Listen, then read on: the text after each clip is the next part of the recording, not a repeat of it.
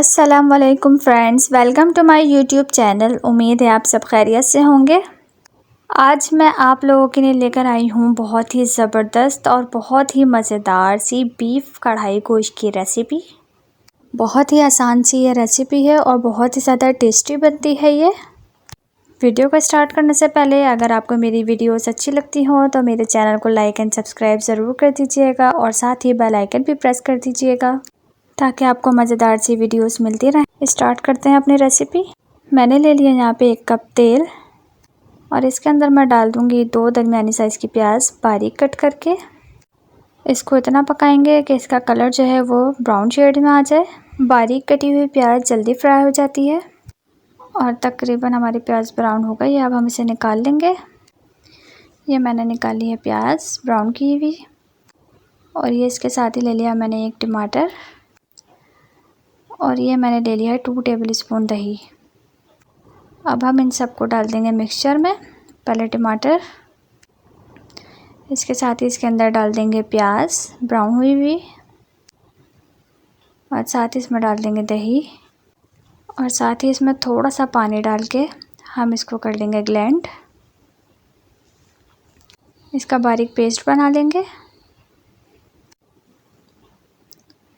और ये हमारा हो गया है बैटर तैयार। और अब मैंने ले लिया यहाँ पे 1 पाव बीफ और अब इस गोश्त को हम इसी तेल में डाल देंगे जिस तेल में हमने प्याज ब्राउन की थी। और अब हम इसको थोड़ी सी देर भून लेंगे। तकरीबन 2 से 3 मिनट हम सिर्फ गोश्त को भूनेंगे। भुने हुए गोश्त का टेस्ट बहुत ही अच्छा आता है।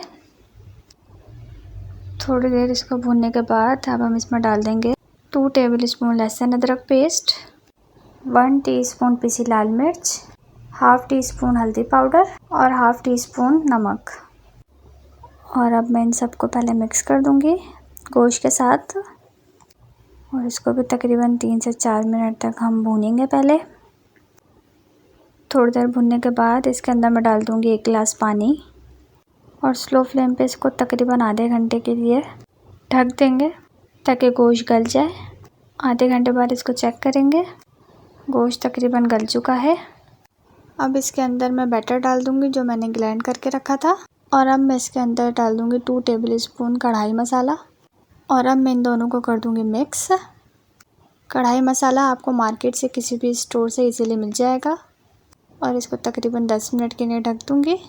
10 मिनट बाद हम इसको 2 से 3 मिनट तक इस तरह से भूनेंगे और अब इसके अंदर मैं 2 से 3 बड़ी हरी मिर्च डाल दूंगी और अब हम इसके अंदर थोड़ी देर चम्मच चलाते रहेंगे ताकि हमारा सालन का टेस्ट है वो बहुत ही ज़बरदस्त आ जाए।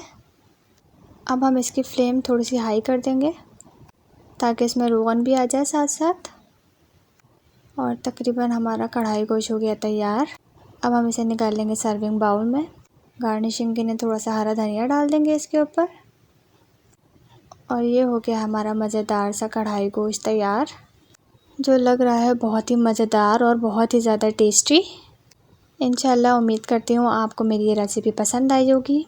मिलते हैं एक और नई मज़ेदार सी वीडियो के साथ। तब तक के लिए अपना ख्याल रखिएगा। अल्लाह हाफ़िज़।